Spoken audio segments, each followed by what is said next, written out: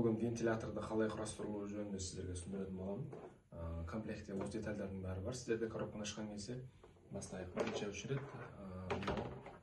мына жаққа кіргізесіздер. Яғни мына жерде осындай болады, соны мына разъемға кіргізесіздер осылайна. Сол кезде ыңғайлы өтетін болады мына жерге міне. Мына жерде былай кіргізетін боласыздар. Сосын кіргізгеннен кейін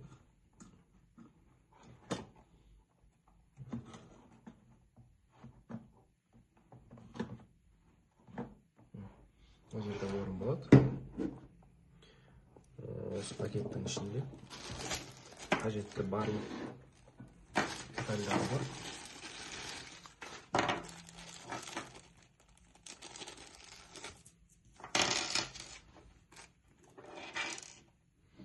Саморезді алып осы жерге отырғызамыз.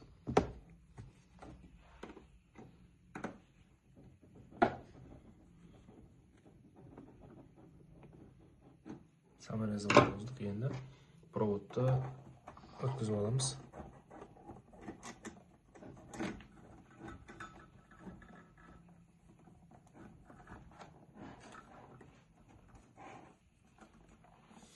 Проводты отырғызып, мына жақтан шығарып аламыз басын. Енді осы грузикті астына отырғызатын боламыз. Яғни бұл жерде былай қарасаңыздар, мына жерде 3 тесік бар. Осы 3 тесікті мына жердегі 3 тесікке әкелеміз.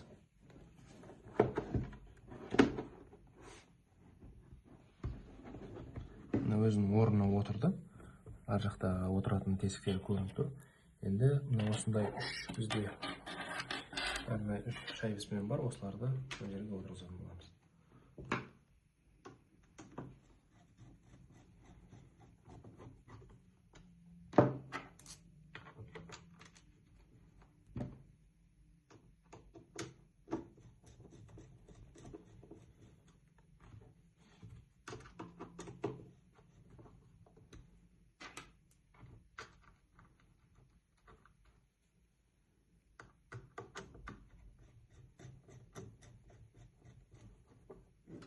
Үшеуін отырғыздық. Енді қарасаңыздар, мына жерде бізде осындай регулировканы, высотаны регулировка жасайтын 2 болт бар. Соны мына жерге мына ішінде арнайы отыратын жер бар. Егер ол басқа жағында тұрса, былай осылай орнынан қозғалсаңыздар болады. Сосын осы жерге бұрайтын боламыз. Өздеріңізге қажетті высотаны таңдап, онымен қатырамыз. Енді бізде наборда осындай колесиктер бар. Колесиктердің мына жерде мына 5 орны бар. Осы 5 орнына жай ғана осылай итерсеңіздер кіретін болады.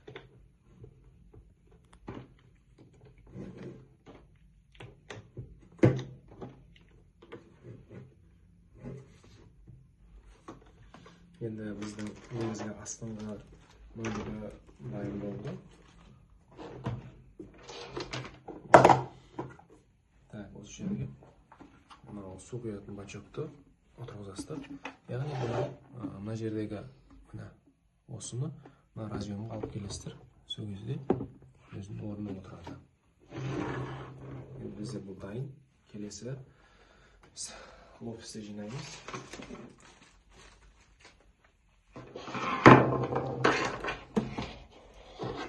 Лопсты жинайтын боламыз. Мынау бұрайтын неміз, бұл снимать етіп аламыз.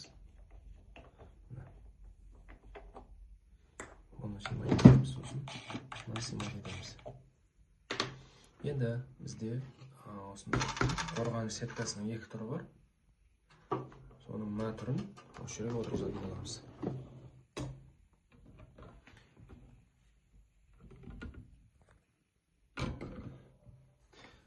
Осы жерде бір ескертетін жайт бар сіздерге. Сыртында екінші қорғаныш түрі бар. Осыны ең соңында былай отырғызатын боламыз. Яғни мына жерде увлажнениенің шлангысы осы жерге киіледі. Сол үшін мына жерде бізде осындай тесік бар. Яғни бұл фиксацияның тесігі. Соны мүмкіндік болса басынан өзіңізге ыңғайлы қылып келтіріп алсаңыз болады.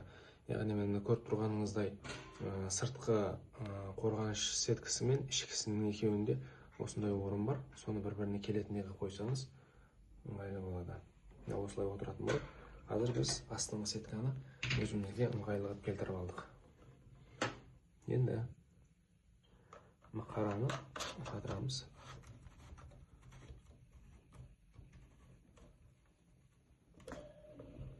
Дайын.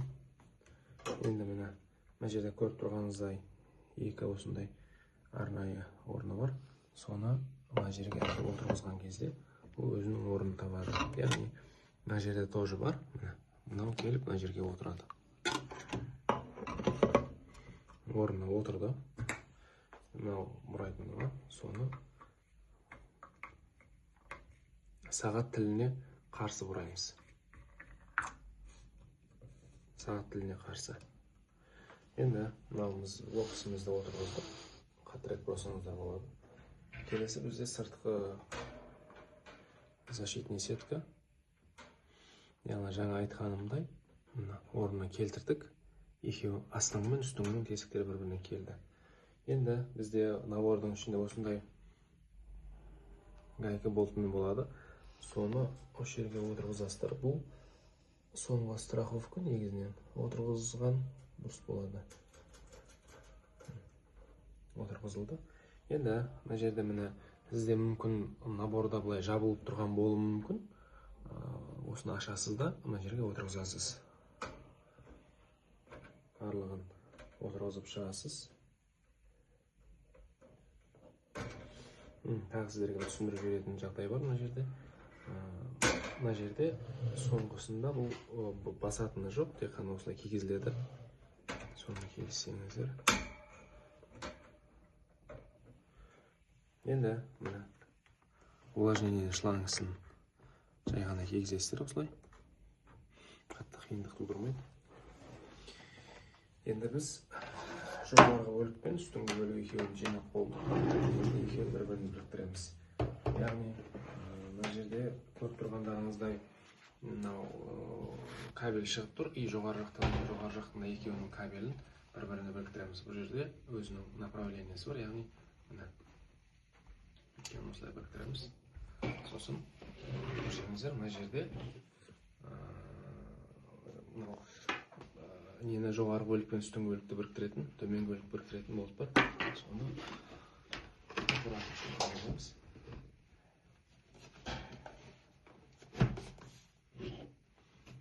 отырды. Бұл жерде тесік бар, осы тесікті бұраймыз.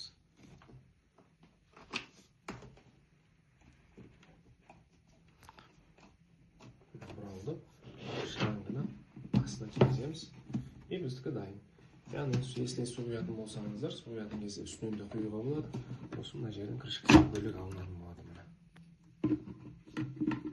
Бұны да отырғызған кезде өзінің разъемі сол жерге отырғызасыздар. Биіктігін регулировка жасайтын болсаңыздар, мынаны босатсаңыз, түседі және қайтадан көтеруді болады. Вентилятор